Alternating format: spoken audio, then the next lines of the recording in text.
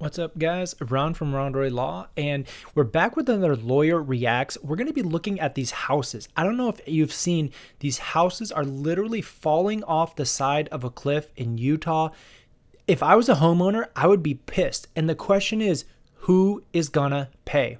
So if you're interested in seeing what the legal liability is, check this video out. All right, so this was pretty recent. It seems like there's been having problems, but let's take a video. These are brand new construction houses outside Salt Lake City up on the mountains. I mean, the house just disappears. That is terrifying. We can see two houses collapsed. You know, they knew about these issues, so that's the good thing, is that nobody was hurt. They evacuated the home. Man, that whole thing just collapses. They were evacuated in October. They saw huge foundation issues inside the house, and I'll see if I can get some pictures of it. And these are new construction. The real question comes down to who is liable. And unfortunately, there's a couple different players that are all going to be pointing the finger at other people. You've got the seller, you've got the builder, you've got possibly the developer, you have the structural engineer. There are a lot of people that did plans, architecture plans, as well as the city who approved these permits and approved this location for this design in the first place. And I'm just going to go through that list a little bit one by one, and I'll save the best for last. But the first is the city. You know, I saw a lot of comments, people saying, oh, the city shouldn't approve more development. You know, they're just greedy. They want more taxes. It's unsafe. The city, we know we hate them. They're just doing this for their own purpose, but they've got sovereign immunity. It's really going to protect them that if the plans as presented were technically safe and buildable, the city approving a permit, it's not going to be an avenue for liability. You're not going to get any money from the city. Same for the state or other laws that would allow you to build.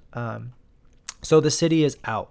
How about the developer? How about the person who put the idea to do this, right? They're the one that bought the land and said, hey, we can build this up. I think this is a pretty good liability source because they're in a unique position to have complete freedom over how this home is built, how the fill is added. There's a couple different things, and I want to talk about the nuance of building on a hillside. There's kind of two different ways to do that. You can either add material, typically from a cut, but you can fill and you can add dirt to the side of the hill to create a kind of a flat place to build a house. The alternative is to cut into it. Cutting into the hillside obviously is much, much more expensive, but it is much safer. You maybe get some sliding issues and you still get rock slides. There's still a lot of issues with living on a hillside, but at least a cut is a lot safer and you're not going to get these catastrophic failures. We see these sometimes on beaches, oceanfront, and here it's on the mountain, but they typically will use dirt and maybe it's not compacted properly. Maybe there was insufficient dirt.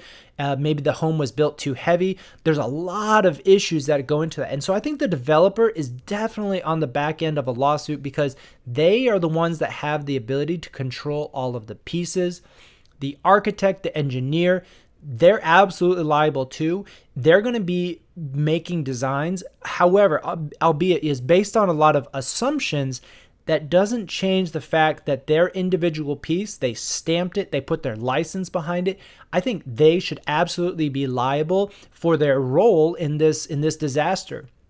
Finally, the seller, again, that's maybe the developer, depending who took title.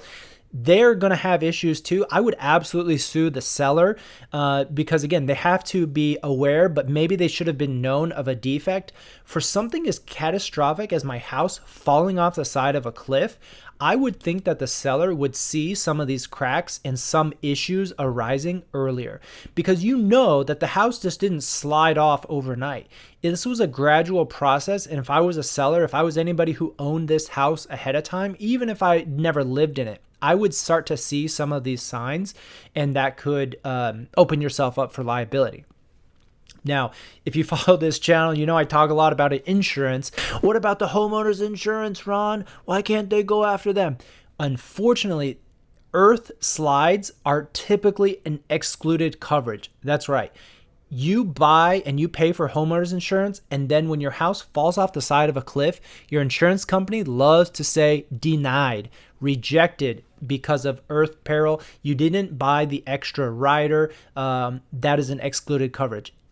Insane, I know, and maybe you can hire a lawyer and you can fight it, but there's a lot of case law that when you have mudslides, when you have other things, but for somebody else's negligence, and they can sue another person, and maybe they will sue somebody on your behalf, but they will not pay out the claim from their pocket first. And that, terrible, but that's my rant on insurance again for today. So smash that like button if you're interested in learning more about Lawyer Reacts. Otherwise, we'll see you next time.